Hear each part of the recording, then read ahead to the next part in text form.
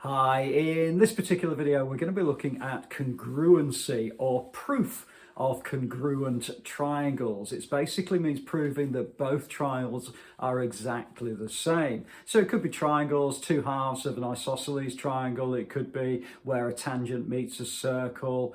Please do stop the video, have a go at each of the questions and then compare your solutions. If you're not sure about anything, always add a comment. I'll always come back to you. I'll look forward to seeing you inside the video.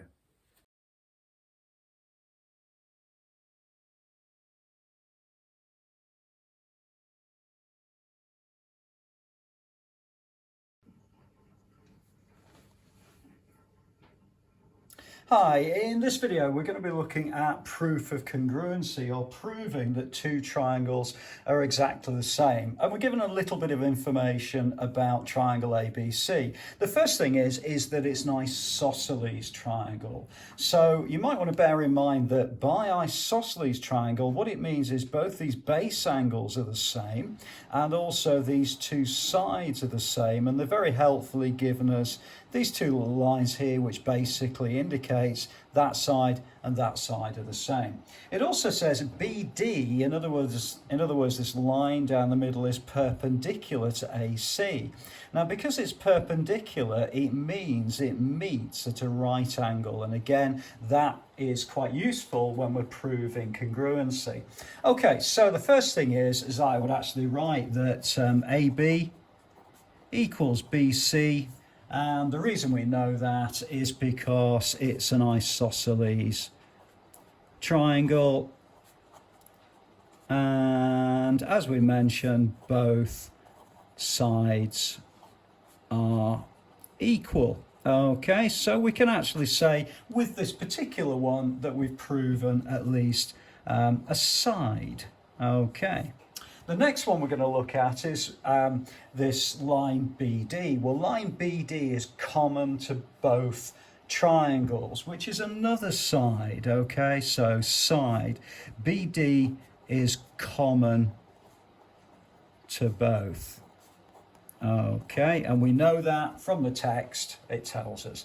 Okay, and then finally, it says that this, because it's perpendicular, it means that this must be a right angle. So what we can say is that triangle ADB, which is ADB, is equal, and triangle CDB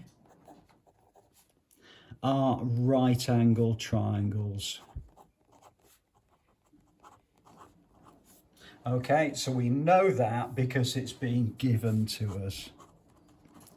Okay, so there's three things there that we've got. The first thing is that we know that this side AB equals side BC. Now, if you look at it closely, it's actually the hypotenuse of a right angle triangle. So we can actually say this is the hypotenuse, okay?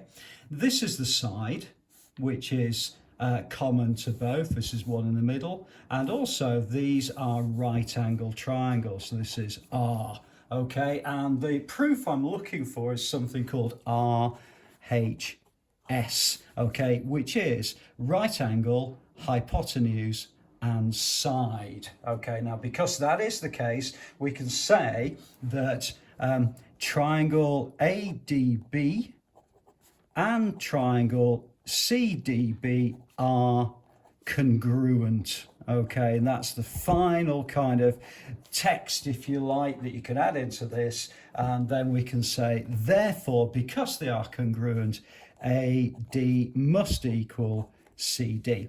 So we've got an RHS, a right angle, a hypotenuse, and a side proof. And then we're saying they're congruent, so therefore AD must equal CD. Okay, so a little bit tricky, that one. Just certainly when you're actually writing these things down, it's difficult. Hopefully you're able to understand my writing okay. The second one that we're going to look at is fairly popular, actually. I do see this type of question quite a bit. It's not too bad, and we're going to approach it in a very similar way.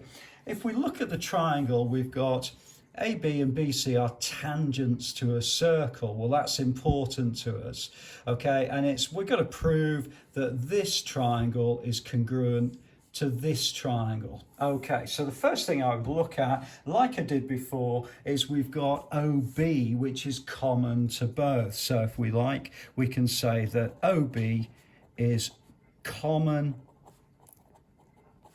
to both. Okay, now again, that's a side. Okay, it might well be a hypotenuse, hint hint, might well be. Okay, so the next bit is we can say that OAB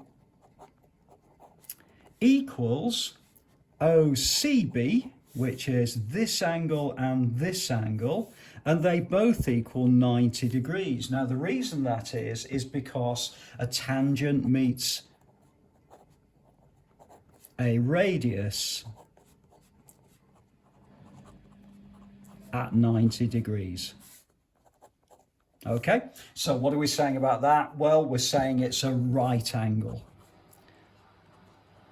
Okay, and then finally we can say that OA, which is this, is equal to OC, which is that. Now the reason that is because both are radius. So OC equals OA and they're both radius. Okay, so what have we got? Well, we've got another side, we've got a right angle, and we've got a side here which I'm going to change now to hypotenuse.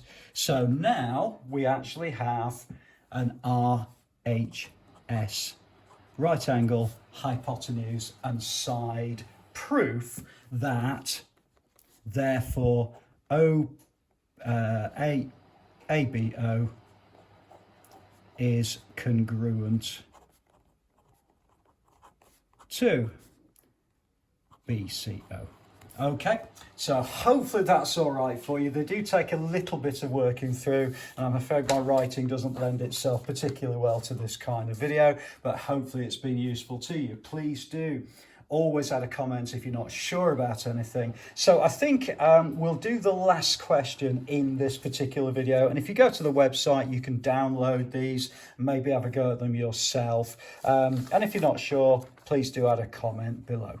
Okay, so the next one then is going to be the diagram shows a triangle ABC and a parallelogram AXYZ, and what we're told is that X is the midpoint, and we're also told that Y is a midpoint, Z is a midpoint, and we've got to prove that XBY, in other words this triangle here, is congruent or the same as ZYC. Okay, and we've got to give reasons for each stage of our working. Okay, so the first thing I would do is I would say that AX and XB are the same. Now the reason that is because X is the midpoint of AB. Okay, so that's one particular thing that we can use, and that is effectively a side. Okay, so the next thing we can say is that AX equals ZY. So AX here, I'll put two little lines on it, equals ZY. Now the reason that is because opposite sides of a parallelogram are equal. So we can say we've got another side, and we can say that AX also equals ZY, and that's because opposite sides of a parallelogram are equal. Okay, so we've got one last thing to prove, or one last thing to say, and we can say, like we did before, that actually BY equals YC. Now the reason that is because Y is the midpoint. Okay, so we can say side BY equals YC, and it's because Y is the midpoint of BC. Okay, and that's it. So therefore we've proven that triangle XBY and ZYC are congruent. And the proof we've used is side, side, side. Okay, now you could actually prove this in a different way, and I'll just mention it in passing because, as I'm sure you appreciate, you've got corresponding angles as well. So what we can say is we can figure out actually that this angle and this angle are the same, because what you've got is a corresponding angle with two parallel lines. Okay, it's a little bit difficult to see on the screen, but you might be able to figure out that this angle and this angle are the same as well. So you could use that as part of your proof if you wanted to. Okay, but side, side, side is perfectly sufficient for this sort of proof. It's absolutely fine. Still give you 100% on this particular question. Okay, I hope it's been useful to you. Please do add a comment below if you're not sure about anything. I'll always come back to you, and I look forward to seeing you inside the next video.